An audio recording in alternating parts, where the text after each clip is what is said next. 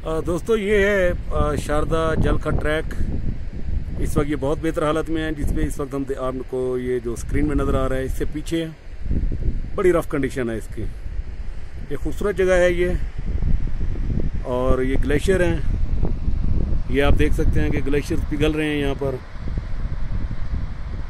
आपको सिर्फ पानी की आवाज़ आएगी।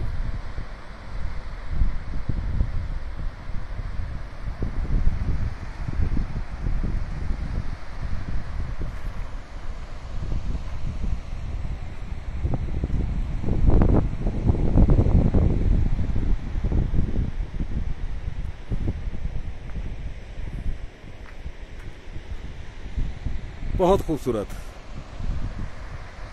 बिल्कुल नेचुरल, एक इंतहाई खूबसूरत ट्रैक। मुश्किल, चैलेंजिंग, हिम्मत और हौसले की बात। और सबसे बड़ी बात यह कि जितनी खूबसूरत लैंडस्केप, ग्लेशियर्स और ये जगह आपको नज़र आती हैं, ये आपको नॉर्मली किसी और ट्रैक के ऊपर नज़र नहीं आती। तो अभी भी एक अप्रॉक्सीमेट हम 2.5 घंटे हो गए हैं सफ़र करते हुए शारदा से, और मज़ीद 2 से 2.5 घंटे हमें और लगने हैं। तो ये ट्रैक तब जाकर मुकम्मल होगा। कुछ दोस्त आगे निकल चुके हैं, कुछ दोस्त पीछे हैं।